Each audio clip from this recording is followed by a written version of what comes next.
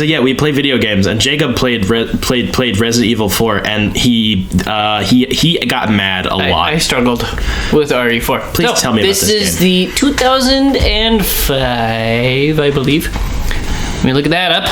The OG, baby. Resident Evil 4.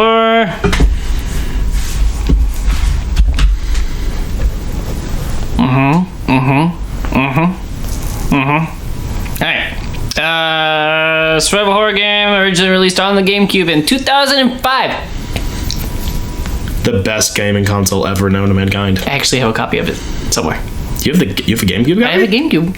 You have it? You still have your GameCube? I won it several years ago. Yeah. What? Yeah. What? Yeah. You know that store in what used to be my hometown? Yeah. Right in downtown? It was shortly after they opened. They were like, hey, put your name in the hat to win a fucking GameCube. And I did, and I won it. And yet you've made me play Mario Kart on your fucking Switch when you had a GameCube here the whole time? I don't have anything besides Resident Evil 4. Because all the good games are like $150. Did you play it on the GameCube? No. Yeah, why didn't you give it to the bit? You didn't want to play it in 4.3? I am a pleb. Also, I don't know if I could connect it to my super new TV. That's probably true. I think I have the pieces, but I don't know. Yeah, you'd have to dig around in the dad cable bucket. My cable bucket is so big now, I'm really proud of myself. I have so many fucking cables. You are almost a dad. Yes. I played the PlayStation 4 port, I guess, of Resident Evil 4 from 2005, made by Capcom, and all the things that all the other Resident Evil games are from. Leon. Well, yeah, what's the story, Mason? The guy. The blonde guy. The emo blonde boy. The emo blonde boy gets freaking hired by the President of the United States to go to a country that isn't the United States because some bad guys kidnapped the President's daughter. Interesting. This was the early 2000s. I'm actually struggling to make political jokes right now. This is the first. Really? I want them to be coherent. It's ripe for the picking. Of course he's going to South America. There's oil there! There's oil and we're gonna bring him democracy! The daughter was never real. Leon's a Fed now. I mean, he was already a cop anyways, so... So you spend a large portion of the game trying to find the president's daughter, and you finally find her, and you escape. And on your way to the escape helicopter, the game goes, oh shit! It's a Resident Evil game. We have to have a big building that you run around in and get lost and solve door puzzles. So this short little micro penis Napoleon Bonaparte looking French guy pops up out of nowhere and says, I've got a house and I've hidden the president's daughter again. You gotta go save her. Bowser? Kinda. But he's a micro penis Napoleon Bonaparte guy. That's every French person. I don't think he actually has a French accent. I don't know. He's got a funny accent. He's like the Scottish alien in Jedi Survivor. That thing is so weird. I love that little fucker. I love hearing the sound of his voice, but I hate how long the dialogues are. The story I haven't been invested in for like the last 8 fish. I've just clicked through the dialogue hoping that there's a trophy for listening to all the dialogue, but I don't think there is. I think it's just when you finish collecting all of them. I like that they actually wrote out like actual dialogue for it, and it's performed well. It's good. It's a weird Scottish looking fish man, but like with a big ass mustache, and he's got the fishbowl helmet. I don't know if he's keeping water in or out. I have no clue. You can't. I love him. I love him. We protect him. What was I talking about? And then you go through a big house with keys and puzzles. You don't seem to do well with puzzles. Puzzles seem to be like the thing that really trip you up. On this one especially. So, all right. A large portion of my struggle with this game is it's old, and that's not bad. It's just a fact. It's old. It is hard to control. It has tank controls, which are fine. I acclimated to that fairly well, but trying to aim is difficult. It's hard to move the reticle. It's cool because the reticle isn't just like imaginary floating lines, like you're watching a baseball game and they put up the imaginary strike box. God, I hate that. That's one of the reasons I stopped watching baseball. It's not like that. It's actually, you have a laser on every gun, or a sight if it's the sniper rifle, basically.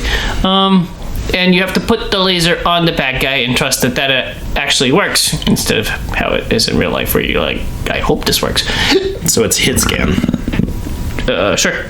The gun doesn't actually shoot a thing. It registers that you put the pointer on the thing. Yeah. Probably. There's a lot of old video game logic in this game. A lot of the puzzles, or a lot of just how to interact with the game, was like, I got stuck a bunch of times, probably the one that you saw, because I came to a room and all the doors were locked and the president's daughter was on a level below me, but there were no stairs, and I'm like, I don't understand how to move on from here. You had to shoot the metal bands that were holding her tied to the wall. It was like, okay, like, how was I supposed to know that? I haven't done that before, and I'm more than halfway through the game. That was dumb. So, yeah, some of the puzzles I struggle with. But what if they painted the chains yellow? We should bring up yellow marker discourse. Shut. A lot of older video game logic in this game, and it was hard to get into that mentality of like, oh yeah, video games were goofier back then, and like expected you to do dumb shit in it instead of just trust the white paint. A lot of the bosses were, as far as I got, which I'm at the end of chapter 4 out of 6, and I think 6 is just like the wrap up video basically, so I'm pretty much just a chapter away. Chapter 5. A lot of the bosses we're gonna put a big cave troll in a skinny hallway, and you have to shoot it until it's dead. Like, it was very difficult to control the room and kill these things that are just so big. They do like the spinning blender attack and just sideswipe you.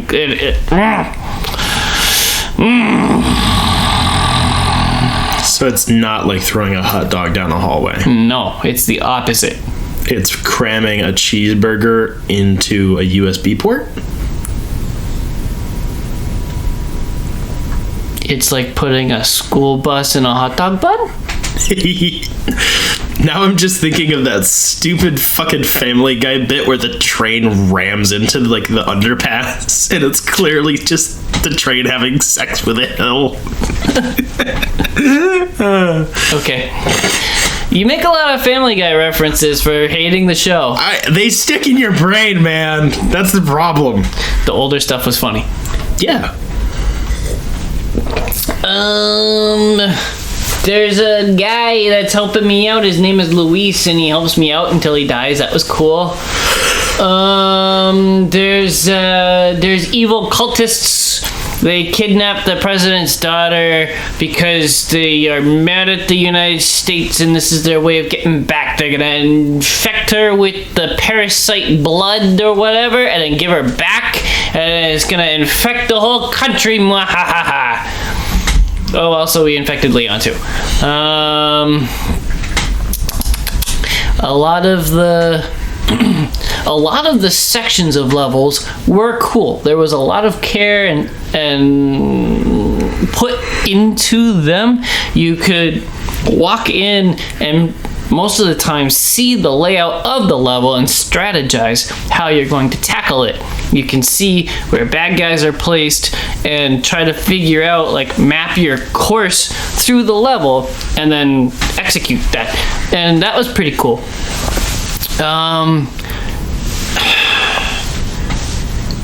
This was definitely much more of an action game than a horror game, but there are still some horror elements in it. There's needles being forced on people that don't want needles. There's the dark cultists doing dark cultisty things and sacrificing virgins and whatever. Is that when a portal opened up in your screen and they sucked you into the game? It opened up in my couch and sucked me through. I've seen that movie. What was I saying? Honestly, the game scared me a whole bunch of times when I wasn't even trying to. I would just be like looting a room after killing all the bad guys and turn around and there's a bad guy standing right there, like stabbing me in the face. And like, how'd you get here? Bam, bam, bam, dead. Just like it clearly wasn't cheating like that scare in BioShock 1 and where it just spawns him while you're in the menu. Like, it was just, I missed a guy a bunch of times and he stuck up on me, so that was cool.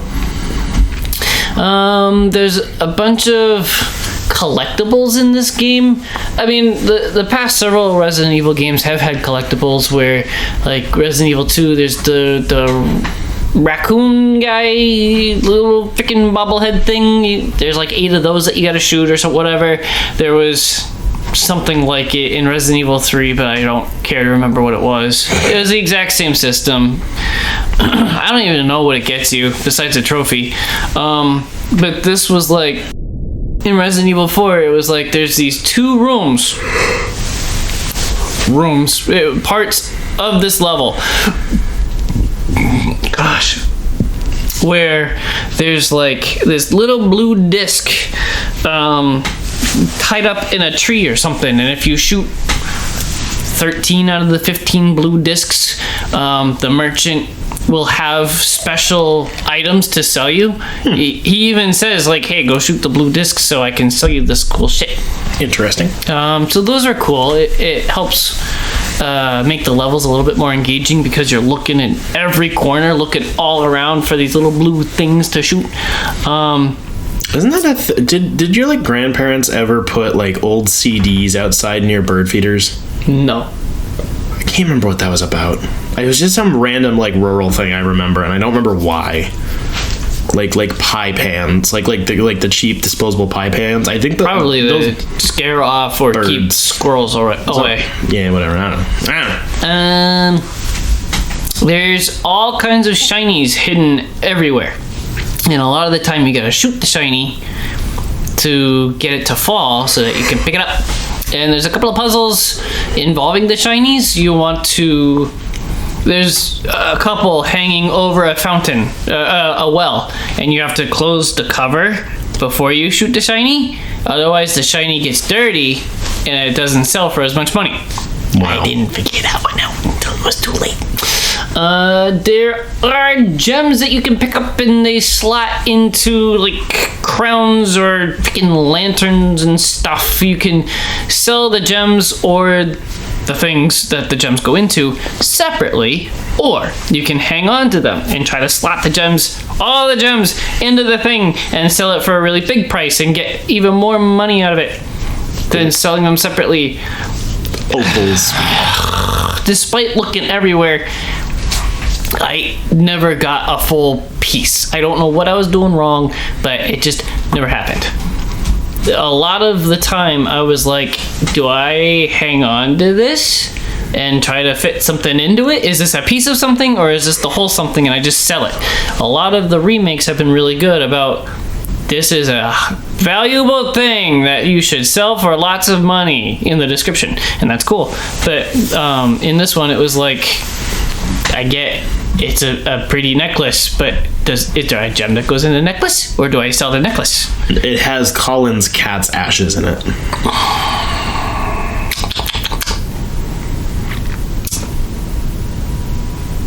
A lot of the sound design was samey. Again, it's an old game, but when the bad villagers say the same line all the time, it's like, kill the blood. It's literally like 2 or 3 lines that they yell through the whole game, and it's like, okay. I'm hard pressed to believe that you couldn't fit more lines in for these bad villagers. That might be relevant to the fact that it was released on the GameCube. Right. Because of how low small that disc is. Is tiny. So that might be pretty relevant. How was the music? I don't remember much music. The only music I remember is when, again, it's that combat hack of like, oh shit, I didn't kill all the bad guys because the music is still playing.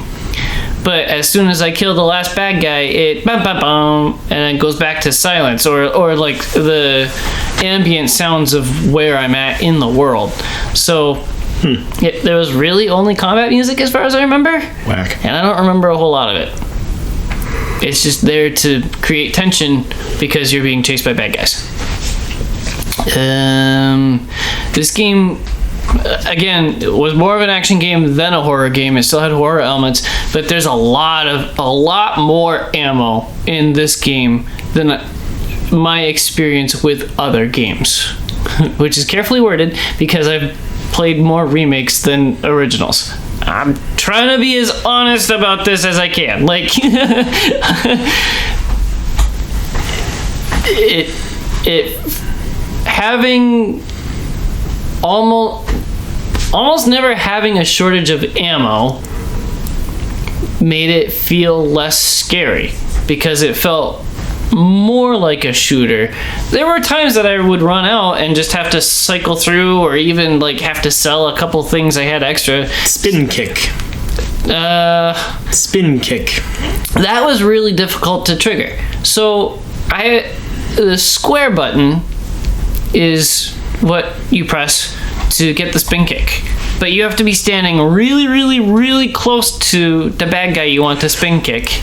Like closer than knifing distance.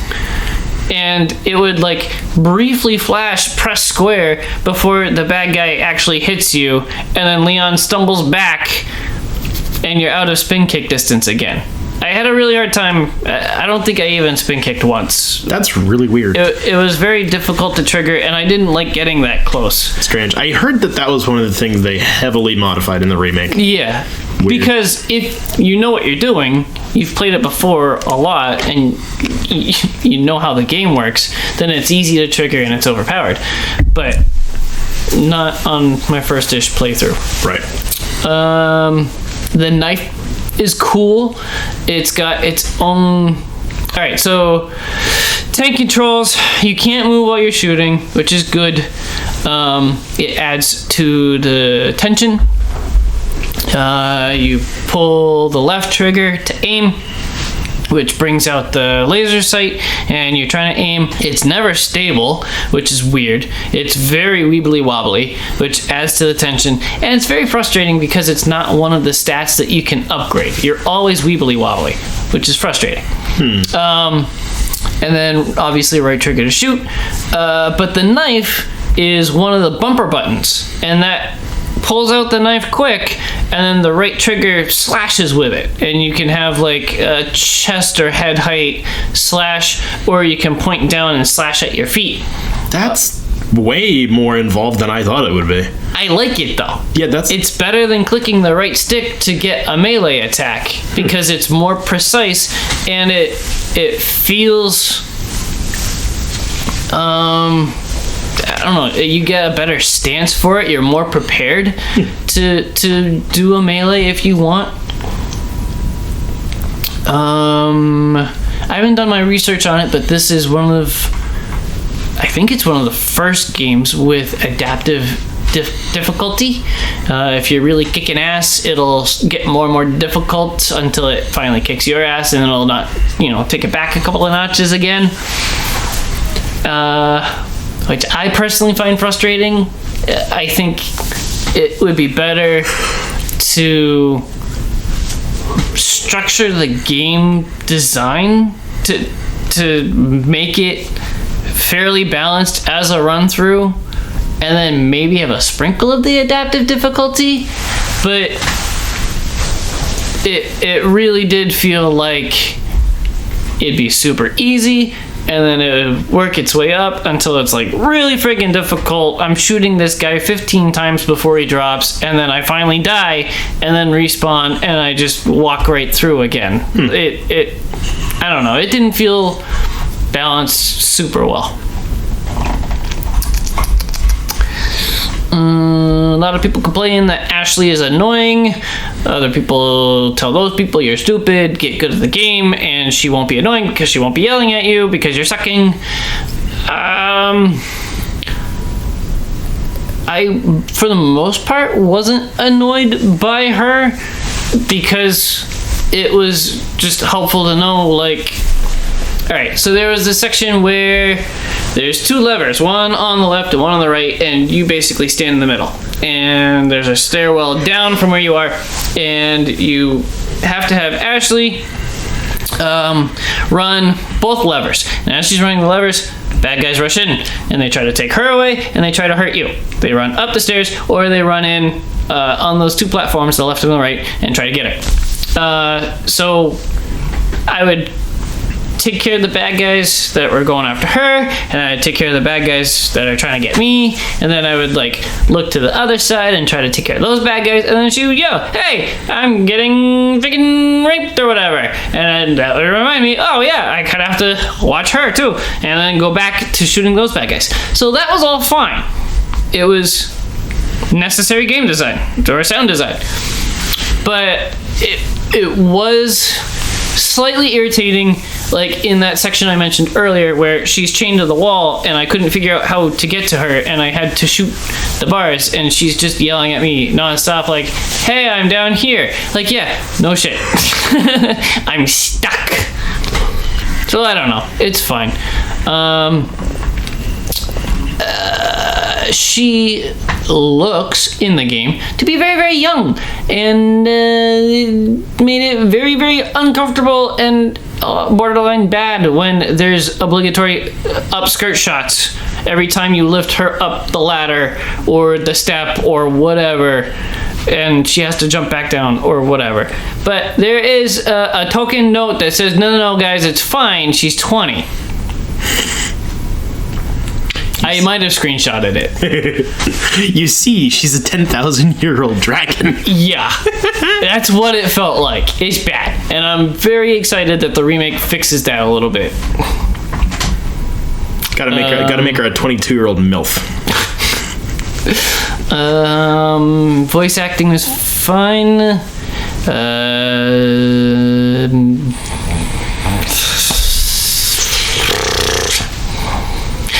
This is one of the most important games of the series, and that's fine. This is very interesting. I like it. I hate watching you be sad because you have contrarian opinions, but like I enjoy it because it's interesting. And you're like, oh, actually, everyone else is stupid. And no, I'm not saying that. I can tell that it was very important when it came out. It made huge changes to the series. It didn't stick to the same formula that 1, 2, and 3 did. It did something completely different, and it made wild changes, and that's all well and good. But it's 20 years old now, and I really struggled to play through it. But that's it. I don't really have bad things to say about it. Looking back 20 years later and being like, why doesn't it have modern game systems? Hello, you're stupid. It is. Also, it came out on like a 2-inch diameter disc. I find it very interesting that Dead Space, which is mostly just an RE4 ripoff, if we're being honest, in the most loving way, it's very heavily inspired by. Yeah. And it only came out 2 years afterwards. Right. And yet has aged seemingly a lot better. Yes, I would agree. It's very interesting. Because I don't feel like people, I don't see a lot of people talk about how like RE4 aged poorly. Like I've not encountered this before. But like judging on your usage of both of those games, we were both like, I don't know, Dead Space could have come out yesterday. I wouldn't care. Kinda. A little bit. Like yeah, the graphics would be rough, but like that's it. Even some of the choices. That might probably actually be the bigger testament to why RE4 is the really important one, because then immediately afterwards, games just like rapidly shot up in quality. Right. Even like some of the puzzle choices were rough. I had 2 back to back. I walk into a room and it's like a big dining room, and there's this big table and it's all set for dinner and it feels spooky. I was waiting for like bad guys to jump out of the wall, but no. There's 4 posters on the wall with a cryptic riddle. And then you walk to the end, and there's this long hallway. You're stuck at one end. You can't go through this little window. And you're stuck looking at a painting. And you had to piece from the 16-line poem to shoot the wine bottle. And that unlocks a door. Or, like, 10 minutes later, I had one of those stupid freaking puzzles where you slide all the blocks to make the picture. Like, that's so unoriginal. And very annoying because I suck at those.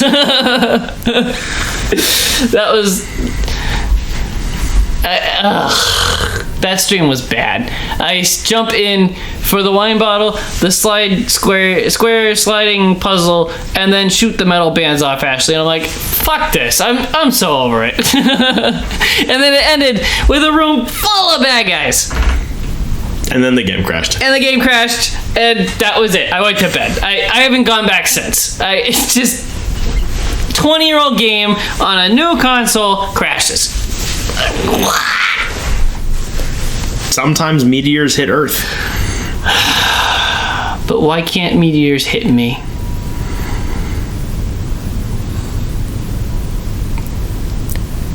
Because they're still too hot for you.